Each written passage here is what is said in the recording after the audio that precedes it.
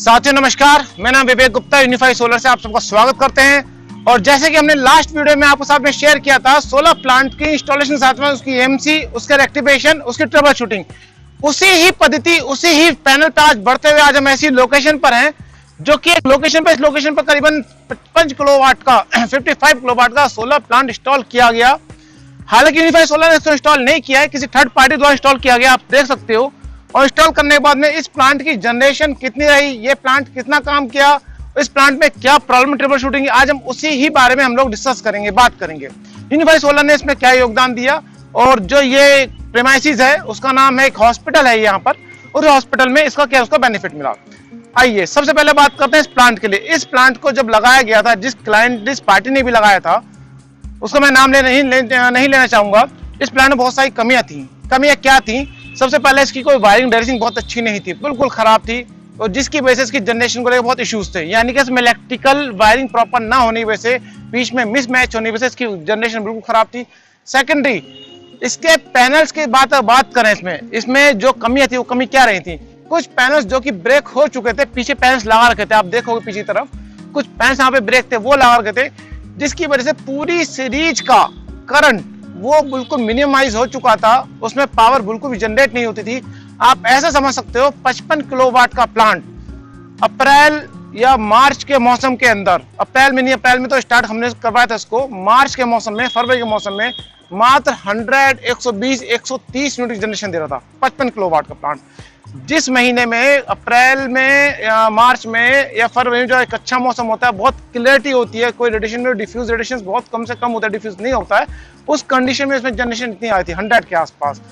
Unify solar ने इसको देखा, इसके ऊपर वर्कआउट किया और यहाँ के मैनेजिंग ट्रस्ट, इस हॉस्पिटल के managing trustee Shri OP Gupta ji के साथ डिस्कस किया, जिन्होंने इसके बारे में प्रोसीड करने का मौका दिया, कहा कि आप इस प्लांट को चालू कर दीजिए और इसको कोशिश के बेटर बनाए। यूनिफाई सोलर ने पूरा इसमें एफर्ट डाला। एफर्ट डालने बाद में इसकी कंडीशन ये थी, अप्रैल महीने के अंदर इसकी जनरेशन थी, जब तक ये ठीक नहीं हुआ था, 4500 यूनिट।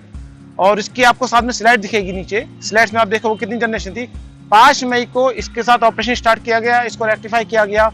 5 मई के बाद पूरे महीने का एवरेज बताऊं तो यूनिट का जनरेशन था 5500 यूनिट, यानी कि 1042 यूनिट के आसपास का इसमें इजाफा हुआ।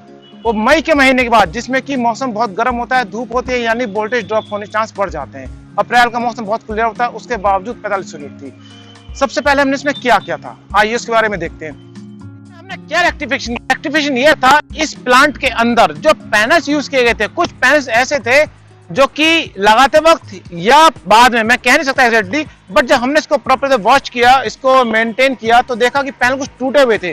उन टूटे हुए पैनल से कंप्लीटली कम से कम 20 पैनल की एक चीज के अंदर 2 पैनल टूटे हुए थे। इस टाइप को 5-6 पैनल खराब निकले, जिसमें बात को 50-60 पैनल की पावर जनरेशन बिल्कुल जीरो हो चुकी थी।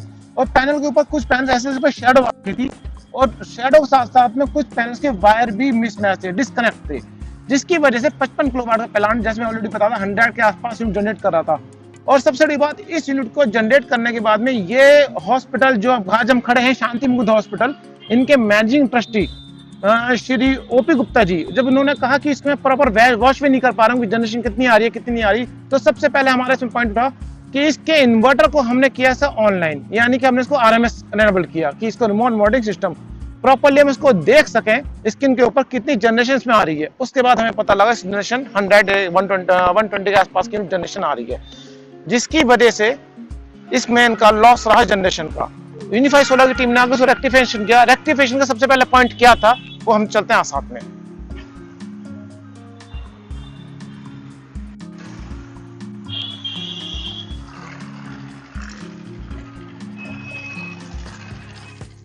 तो इसमें हमने क्या रेक्टिफिकेशन किया?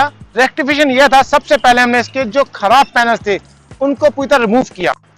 रिमूव करने के बाद में जो इनकी वायरिंग थी, सारी वायरिंग उसको अलग करके, यानी सेपरेशन करके, प्रॉपर हर पैनल्स की प्रॉपरली सीरीज, अगर वहां पे हमें नीड आ रही है, इलेक्ट्रिकल डिजाइन कहता है कि यहाँ पे 18 पैनल्स की होनी है, 20 पैनल्स की होनी है, उस डिजाइन को, उस इलेक्ट्रिकल डिजाइन को फॉलो किया और जो खराब पैनल्स उनको रिमूव किया।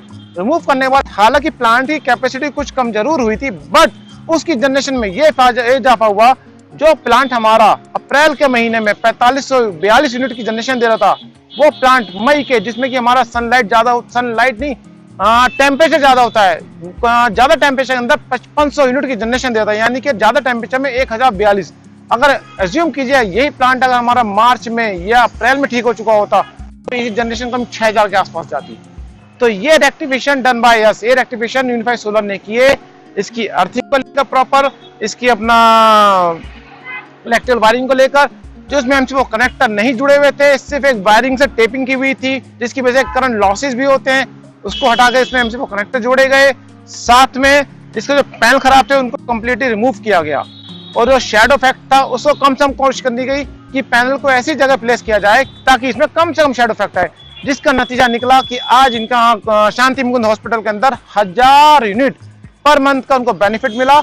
अगर मैं 10 रुपए की यूनिट से भी कैलकुलेट करूं तो सीधा एक महीने में 10,000 रुपए का उनको बेनिफिट निकल के आया। तो ये हमारे एक्टिवेशन थे, जो कि हालांकि बहुत बड़े मैं नहीं कहता बट बहुत इंपॉर्टेंट थे, कि जिनकी वजह से 10,000 महीने का कहीं ना कहीं अगर लॉस हो रहा है तो उसको कैसे कवर किया जाए। तो ये हमारे एक्टिवेशन थे जो यूनिफाइड सोलर ने किया। अब इसके बाद हम लोग चलते हैं, आइए।